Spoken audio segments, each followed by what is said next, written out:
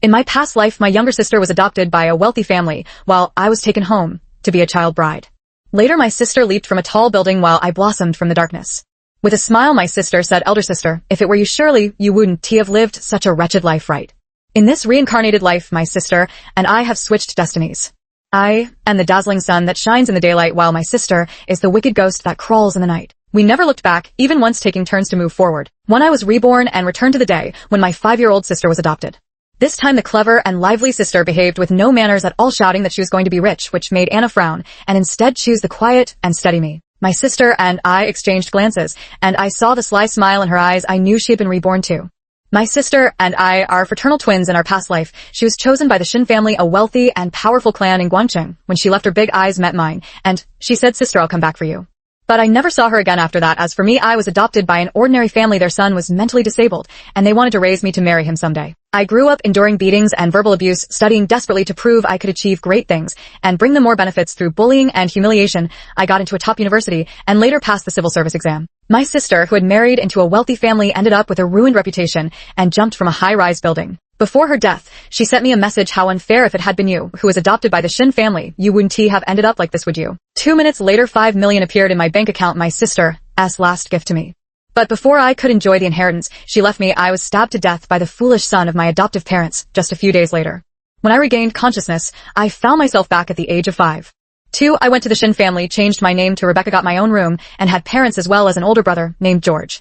On my first day eating with the Shin family, I accidentally broke a bowl. I had already mentally prepared myself for a beating. The expected beating and scolding never came. Instead, they showed concern, asking if I had cut my hand. I learned for the first time that breaking a bowl didn't mean getting beaten. The new house had everything. Father was rarely home. Mother didn't pay much attention to me. Servants took care of the chores, and a nanny played with me and George, if not for my sister's death, reminding me I might have drowned in this luxurious happiness. George was in poor health. A fortune teller advised Vincent and Anna to adopt a girl from the orphanage to find him a sister, ensuring his future health and prosperity. So that was why the Shin family adopted orphans. George was quiet with a somewhat gloomy demeanor. I wasn't outgoing either, so we weren't close. Strictly speaking, I felt like an outsider staying with the Shin family, but I enjoyed the best of everything, and for that I was grateful. After entering middle school, George's health had improved significantly, and his temperament had changed somewhat. Though we attended the same school, we acted like strangers. No one knew about our relationship. I lacked nothing, yet I had no money. I ate and slept at home, and never found the chance to return to the small town to see my sister. It wasn't until high school that I realized the malice I encountered in this life was different from what I had faced in my previous life in that small town.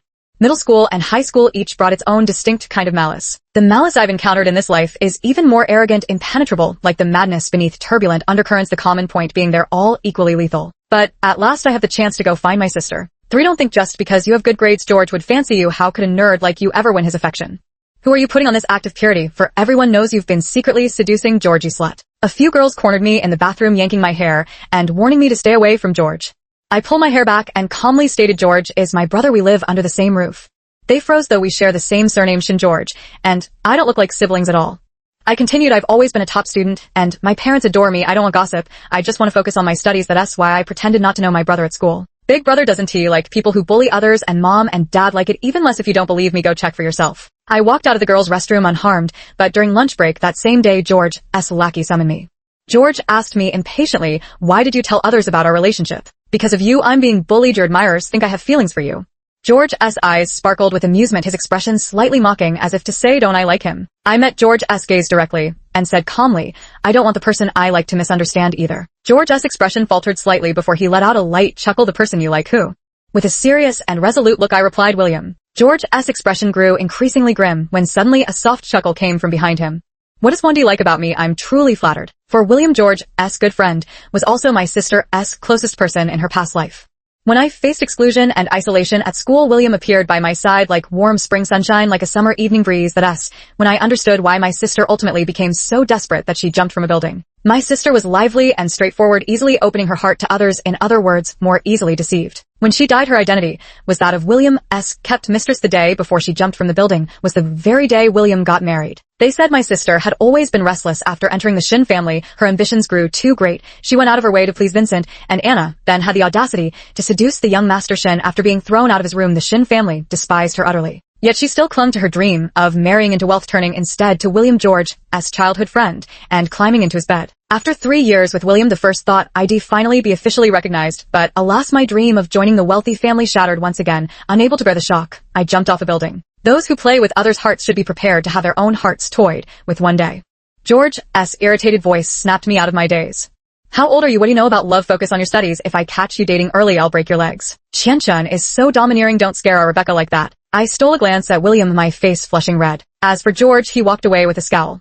After I made my relationship with George public and he didn't deny it, all the malice and exclusion that had surrounded me seemed to vanish. 5 After starting high school with living expenses and boarding at school, I finally gained some freedom. That day I took a day off and planned to go find my sister. I found my sister in an alley near the county high school. She was holding an iron rod, her face smeared with blood, and her foot planted on a boy's back, looking utterly nonchalant. Beside her, 2 other boys crouched with their heads in their hands. Quite the sight, Sophia. My sister froze at the sound of my voice, then turned her head to glare at me, and snapped viciously, "Who the hell are you two, but and get lost." I stood there without speaking. My sister kicked the man beneath her, telling them to scram, then sat on the ground, pulling out a cigarette and clamping it between her teeth, her voice dripped with sarcasm. Well, if it isn't my sister who married into a rich family, what brings you back to your poor little sister? Here to give me money, hand it over then. Watching the 3 men leave, I couldn't help but clench my fists. Those 3 were the very same who had bullied me in high school. In middle school, girls with more developed chests were called cows, and those slightly chubby were nicknamed tanks. The humiliating nickname cow was given to me by these very people and followed me throughout high school. Seeing my silence, my sister impatiently glared at me. "Can't you understand human speech? If you don't have money, get lost." I walked over, took the cigarette from her mouth and threw it away, then pulled out the living expenses ID saved from my pocket, keeping a little for myself. I gave the rest to her. My sister snatched the money instantly. "At least you've got some conscience. Come see me more often, but don't show up empty-handed." I rushed over and hugged my sister, tightly whispering to her, "Have you started high school yet? Didn't you want to be a star? Go take the art school entrance exams, finish high school properly. The academic requirements aren't that high. Whatever you want to study, I have money, I'll pay for you." I felt my sister's body stiffen before she whispered back, "I did. The idiot died, so the family has to rely on me now." I threw a fit when they wouldn't let me go. What a study, what haven I studied. With my looks, I'm destined to be a dazzling superstar. The fool is dead. I stared at my sister in disbelief. She casually tossed her hair and said, "Died in an accident." 6 Alright, take the money and leave quickly, don't bother me. Suddenly, my sister shoved me away, her face full of impatience. I still wanted to ask her about her past life, but she had already walked away carrying an iron rod. Then a cold and indifferent voice suddenly came from behind me. It was George. "After all this trouble, you came just to see this piece of trash?" I turned around, my whole body going cold. George had actually followed me. With a flushed, embarrassed expression, I lowered my head. "She asked my sister. Your sister only sees you as a free ATM, Rebecca. Are you really that pathetic? You even gave her your living expenses." George said with a haughty expression, "It's only Tuesday today. Don't expect me to bail you out." "Me, I'm on a diet." George looked at me and seemed both amused and exasperated. I turned and walked outside to wait for the shuttle back to school. George stood right beside me, and I couldn't help but ask, "Bro, are you worried about me?" George snorted coldly. "I just came to see if you've done anything to betray the Shin family behind my back. You eat our food and live under our roof. If you dare bring shame upon us, I won't let you off lightly."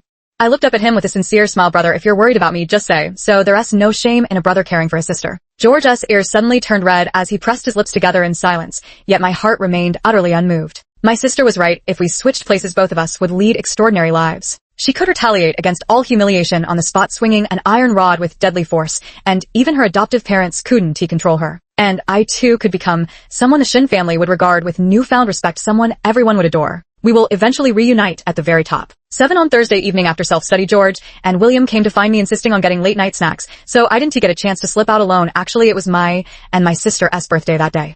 After returning to the dorm, the school gates were already locked, and I struggled to climb over the wall only to have the misfortune of running into William. William and I sat side by side on the school wall, watching me with great interest. "Where are you sneaking off to so late?" I stammered, unable to answer, and William leaned in, his tone dripping with ambiguity. "Did you know I'd be here? So you came to meet me in secret? Too bad your brother's about to come out. How about I take you away first? Let us go have some fun." My face flushed red as I whispered, "I wanted to buy that." The moment I mentioned buying that, William understood. He coughed awkwardly before adding, "Aren't you uncomfortable? Now let me get it for you." I shook my head. "No need, I'll buy it myself." As I prepared to jump down, William leaped first and stretched out his arms toward me. "Come down, I'll catch you." I jumped down and landed in a secure embrace, then William immediately pulled me along. "Hurry, don't let your brother find out. He's been jealous lately and keeps targeting me." As William dragged me away, I brushed past a girl standing at the school gate. She was holding a bouquet of white camellias, and neither of us glanced at each other.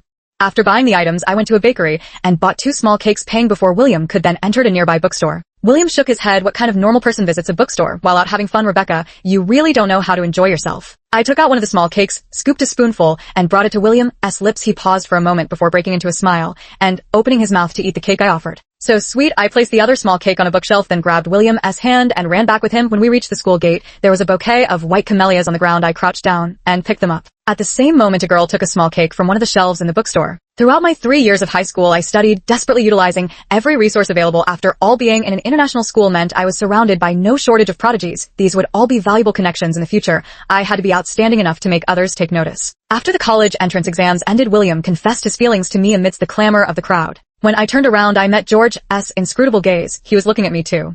I've seen that look in his eyes countless times over the past 2 years. With a radiant smile, I walked towards William. Hello, boyfriend. That night, George pinned me against the wall of my room, his eyes red, as he demanded, what's so great about William? Do you like him that much? I don't believe it. You can't possibly not understand my feelings. Have you forgotten who stayed up day and night to highlight key points and help you with exam predictions? In her past life, did her younger sister also barge into her room like this to confess to him?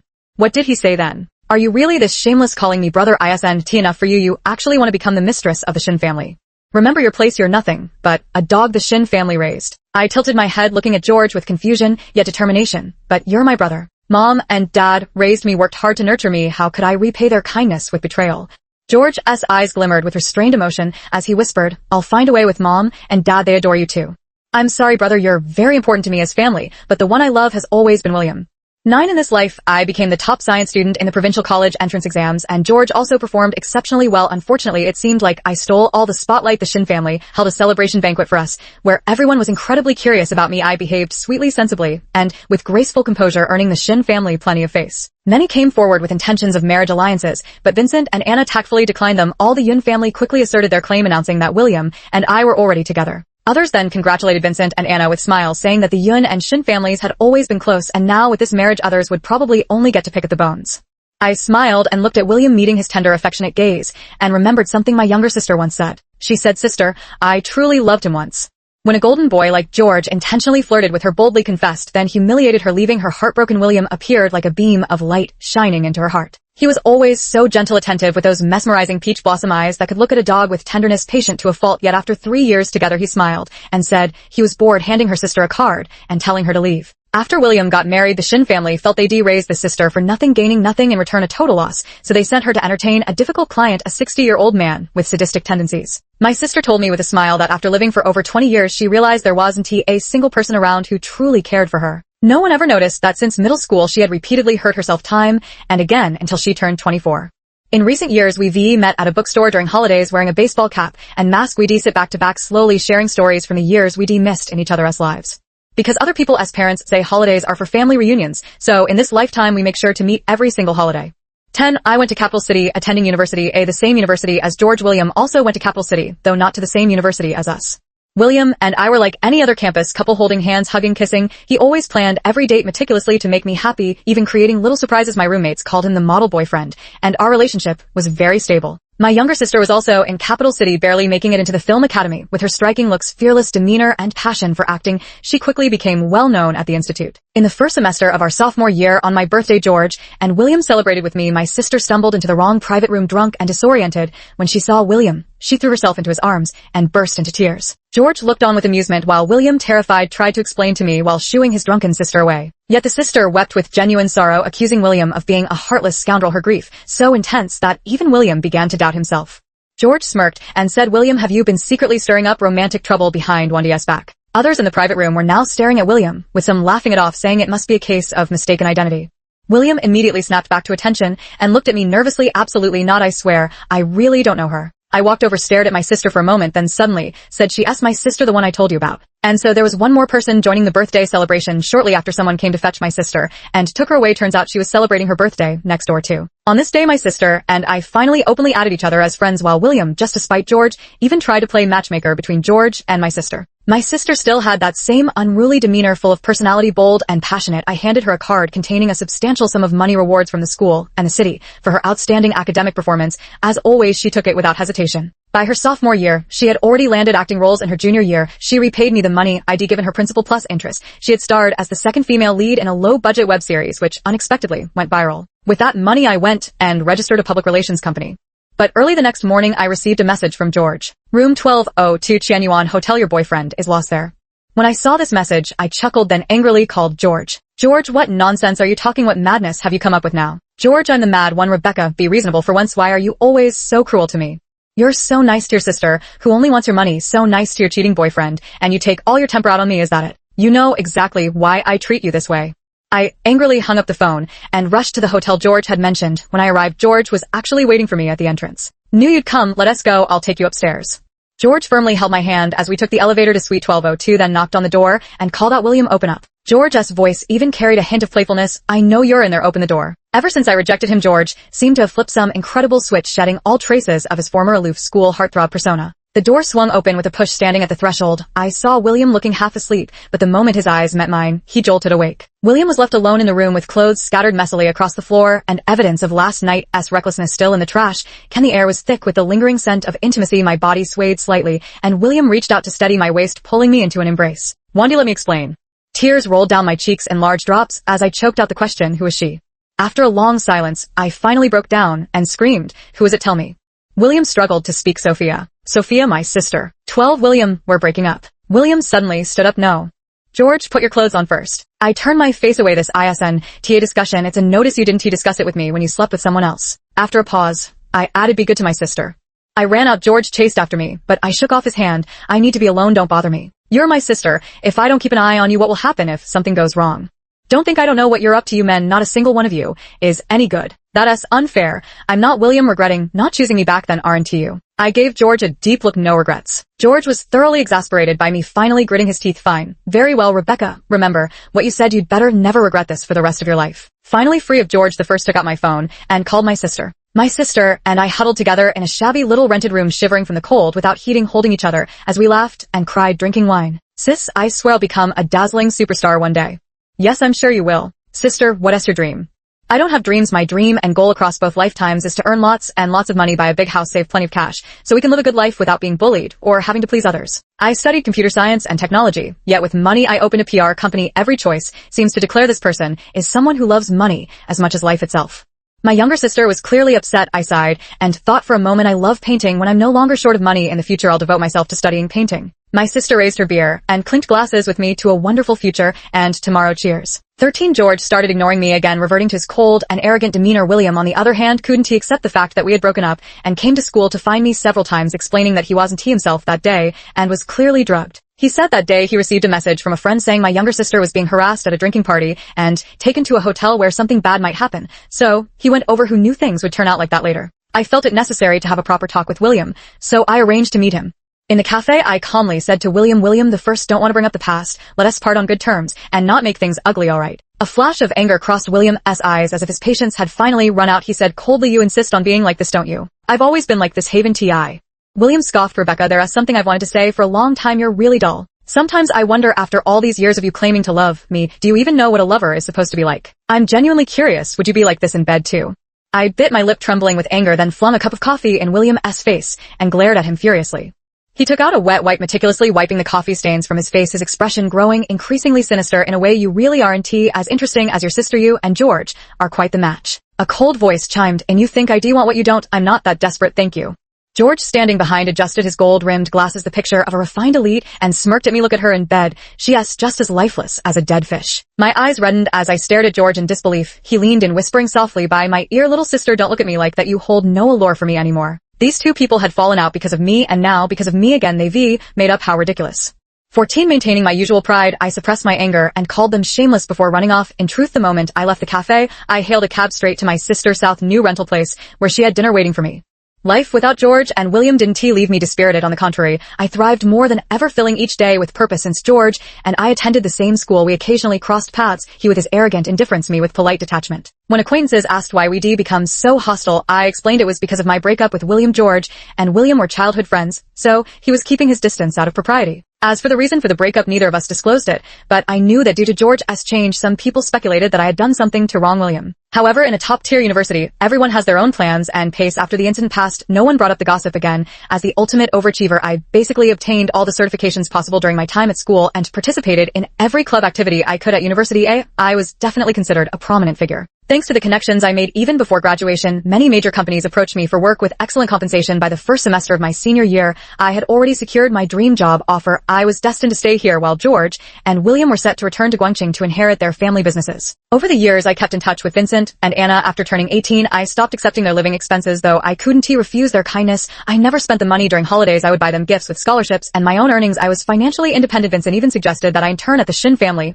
company after graduation. The good reputation I built up in high school also brought them many conveniences, and everyone who knew me couldn't stop singing my praises. In every aspect, their adopted daughter brought them immense glory. Even when they found out about my breakup with William, and that George had distanced himself from me because of it, they called to tell me that no matter what I would always be their daughter, bluntly saying George was being immature. Probably after being lectured by his parents, George sent me a message, come to the library. I walked over George, still wearing that arrogant and indifferent expression, tattling, quite the strategist, aren't you? You've even won over my parents. I smiled at George, brother, no matter how much you dislike me, we're still the kind of relationship that has to go home together for reunion dinner, even after cutting ties. For the first time, my eyes were filled with unmistakable provocation. George also curled a smile. Little sister, this look suits you far better than before, much more interesting. Does brother like it again? Too bad. I only see you as a brother, because I love our parents and I love my brother. George gripped my wrist, his eyes dark with turbulent emotions. Don't tell me you've always liked me and that you were only with William because you thought a sibling relationship would last longer than being lovers.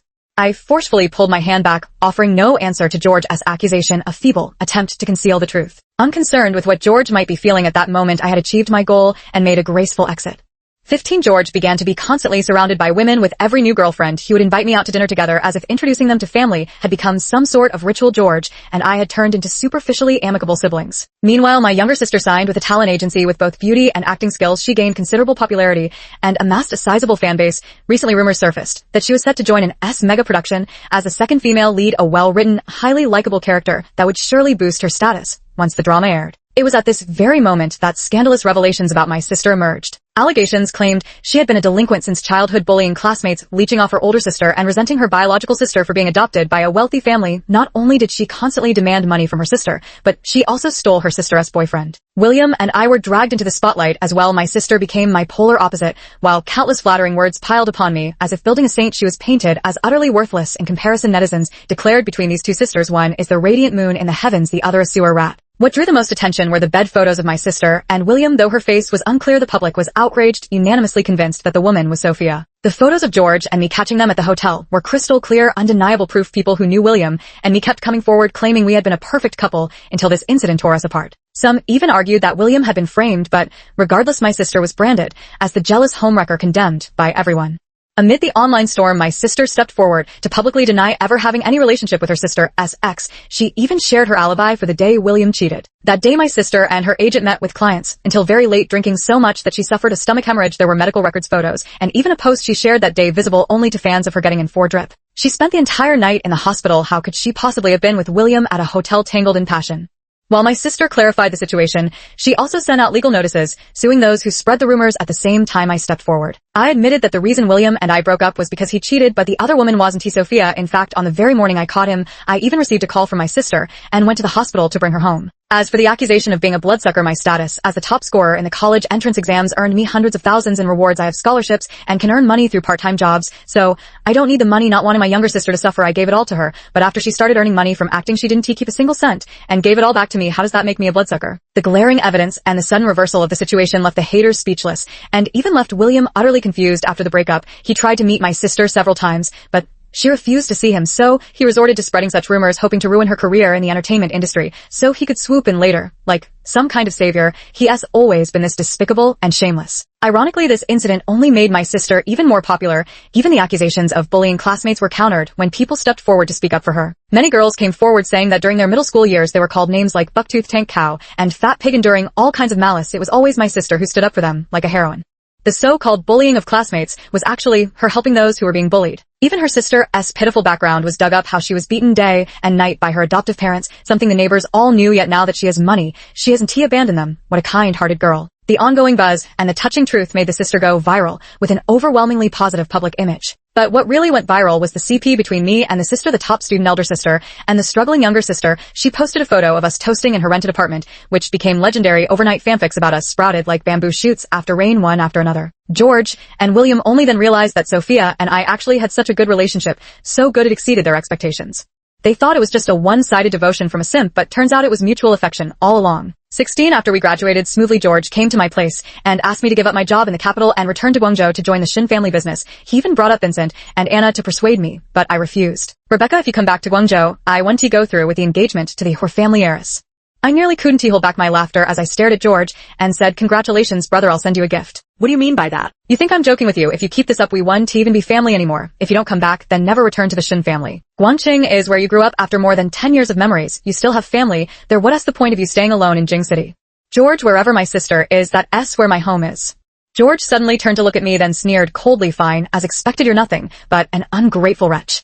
You've eaten our food, used our resources, taken advantage of everything, and now that you've grown wings, you think you can just shake us off. Don't even dream of it. George was utterly enraged. He yanked me into his arms and forced a kiss on me. I struggled, desperately fought back, but was only restrained more tightly. Stumbling, I was pushed onto the bed, powerless to resist. Just then the door opened from the outside. Sophia froze for a moment, then grabbed a wine bottle and hurled it at George. The first reached out to block it, preventing her from hitting his head. Sophia roughly shoved George aside and yelled at him to get lost. George gave us a cold glance, snorted, and walked away. As soon as he left, I took out my phone and called his mother. I cried my heart out. Mom, I'm sorry. From now on, I can no longer be the Shin family's daughter. I'll work hard to earn money and repay every penny you've spent on me over the years. If you ever need my help in the future, I'll do my best to assist with whatever I can. In my heart, you and Dad will always be the parents I love. Thank you for raising me all these years. Then, through tears, I told them how George had almost raped me and revealed that ever since high school, my brother seemed to have developed inappropriate feelings toward me. That's why I wanted to take the college entrance exam in Beijing. I never expected my brother would find out about my application and follow me there. The resources I gained from the Shin family have brought them tremendous returns. Many of their current connections were established. Through me, I know they won't risk severing ties with me, especially since George was clearly in the wrong here. I've left them no room to find fault, so they can't do anything to me. My sister said she doesn't hate the Shin family. She's willing to let it go, but her revenge against William continues. 17, my younger sister achieved her dream of becoming a big star, and I also rose to the top of my industry. My PR company, now managed by others, continued to thrive. A year later, on the day William got engaged to a wealthy heiress from Guangqing, a woman burst into the engagement ceremony with a 2 or 3-year-old boy, crying, "William, you can't marry someone else. This is our son." The person from that night has come back. She ran away with the baby.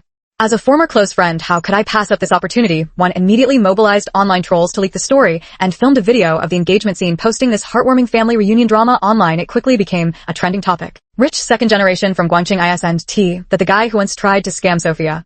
Disgusting playboy still trying to ruin Sophia's relationship with her sister. Thankfully, her sister dotes on her.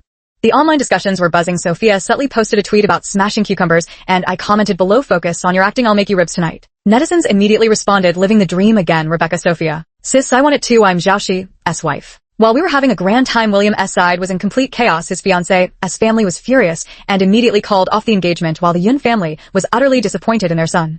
That evening, George's call came through. I didn't even need to answer to know who was on the other end. "Rebecca, are you all ganging up to mess with me?" William collapsed with a furious roar. "Why? No reason, I'm just bad. Besides, the one who did wrong was clearly, one forced you to sleep with someone else, did they?" William was so angry on the other end of the phone that he could practically taste blood, while a little boy beside him kept calling out for his dad. The younger sister, who had just returned from work, took the phone and laughed heartily. "Let me tell you why. Because my sister loves me most. William, George, in your past lives you both wronged and humiliated me, so now we sisters have come for revenge." The other end suddenly fell silent, as if the location had changed and the person answering the phone had switched too. Rebecca George's voice was calm, but upon closer listening a slight tremble could still be detected. I hummed a response and replied, "Go ahead, George. Have you never liked me at all? Have you been playing with me this whole time?" "I never said I liked you in the first place, did I? You're the one who misunderstood all along, brother." 2 minutes later, 5 million appeared in my bank account. It was the inheritance my sister transferred to me. The call was cut off, and Sophia and I burst into laughter. As we laughed, tears welled up in her eyes. 18, George and William still had quite a few rivals after the Yun family's incident. Rumors spread that George had secretly been in love with William all along. Otherwise, why would he have followed him to the capital? And after William and I broke up, he also cut ties with me. The rumors were so vivid and detailed that both their reputations were completely ruined. The company's performance also declined significantly, with William having an illegitimate child. What respectable family's daughter would be willing to marry either of them? 5 years after graduation, I quit my corporate job and switched careers to become a content creator, opening my own studio to write scripts and produce short films. Sophia had already become a top-tier celebrity by then, winning 2 major awards, yet she still made time to guest star in my projects. Sophia's name echoed through every street and alley. Her meteoric rise came with intense backlash, but we weathered the storm together. It was only later that I learned how her rebellious nature had led her adoptive parents to lock her in a room with a mentally disabled man, attempting to force her into submission through coercion, even drugging her. My sister fought desperately and escaped. The man chased after her, hit his head, and died instantly, which was why they dared not make a scene afterward. Later, I set aside my work to study painting. I acquired substantial wealth and achieved remarkable career success. Now I live with unbridled freedom and joy. My sister shines even more brilliantly. She works much harder than I do, truly passionate about this career and reveling in this feeling. Everyone thought I was the most career-driven one, yet it's my sister who gets called the workaholic while I'm the one gallivanting around. She calls herself a demon crawling in darkness, finally seeing daylight, unaware that she was always the morning sun, the dawn destined to glow radiantly. We are both about to embrace a dazzling and radiant new beginning. The end.